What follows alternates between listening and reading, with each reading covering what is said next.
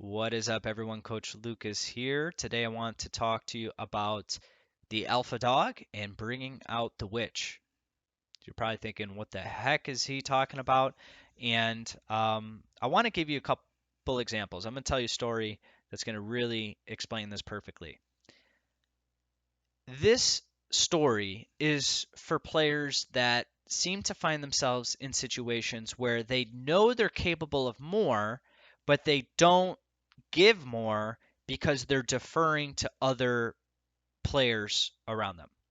So, for example, you're showing up to a training session, you know you can give more, but you're allowing this particular player to take the lead, and you're kind of bringing your game down so you don't have to compete with them. And so the players that are in these types of situations need to understand this concept. And so, number one, you have to understand, and players that are in the situation, I ask them, I go, look, have you ever seen a group of dogs get together for the first time? Have you ever seen, like, perhaps your cousins and your family, they have these dogs, and you get together for a family event like Christmas or something, everyone brings their dog, and then all of a sudden the dogs are like playing with each other. If you ever seen like a dog park, or you ever seen something like this where like dogs come together, immediately the dogs instinctively know who's the alpha dog and who's not the alpha dog. They instinctively know what dogs they can kind of mess with and what dogs they don't want to like push that dog's button, right? And if two alpha dogs are in the same area, they'll actually like fight and compete and they won't get along. So dogs have a really like quick they're very quick and prompt in figuring out this hierarchy quickly. And to be honest, humans, even though a lot of the times we're not really conscious of this, humans don't humans aren't incredibly different from that. We instinctively know kind of who's the alpha, who is naturally more, let's say, extroverted or more going to take that expressive role. So if you're in this situation, number one, you have to understand that like it sounds like it's not in your nature to take that expressive role.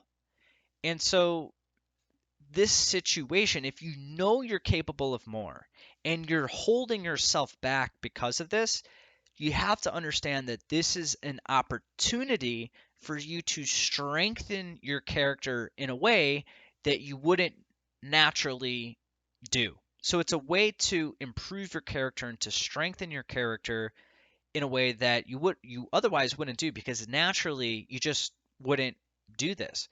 So this is an opportunity to strengthen your character, to sharpen your skills, to sharpen your competitiveness that's going to be important for you down the line if you want to be a high level player and play in college or play professionally. So, number one, if you're identifying with this, if you're resonating with this, you have to understand, and the reason why I call this bringing out the witch is because, particularly with females, so this example is for females. I'm basically using the word witch in replacement of the B word, and and I don't want to get controversial, but the point of this is if you're a female competitor at the college level or the pro level, sometimes that competitiveness requires you to be a B word. It requires you to be a B word. And so for the purpose of this, I'm going to just say witch, right? It requires you to be a little bit nasty. It requires you to be a witch. And for a lot of young females or players in general, it's not in their nature to be this witch. It's not in their nature to be nasty or to be mean. And that's fine because in everyday life, you don't need to do that. You don't need to be that. You don't need to be nasty. But on the pitch, especially in a highly competitive environment at the college level or the pro level, you need to bring out this part of you that that can be nasty sometimes if you want to make the most of how you compete. So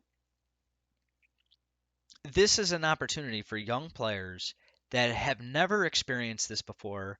You need to understand that on the pitch, you have permission to pull out this nastiness. You have permission to be mean. You have permission to be a B word. You have permission to be a witch. Okay? Because it's necessary. The rules on the pitch, the rules in soccer, are very different than the rules in everyday life. And so in soccer, when it comes in sports rather, when it comes to competing, it's okay to pull out this nastiness. And right now, if this is resonating with you, if you find yourself in this situation, you have permission to do this. You have permission. I'm giving you permission to practice this. Okay?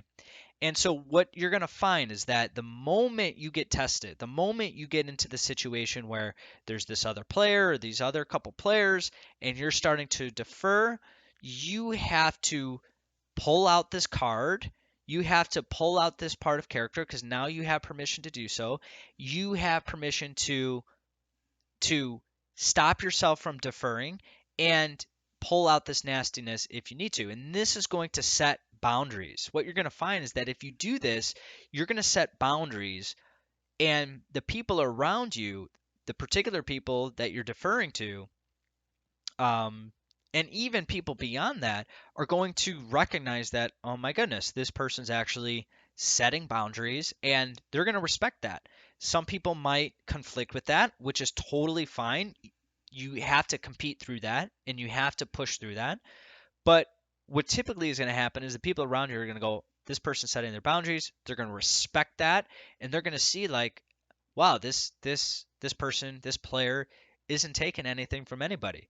And that's something that you need if you want to play at the top level. And so I'll leave you with this. It's a quote that I've heard before that I think really resonates with this concept. And the quote is, it's better to be a warrior in the garden than a gardener in a war.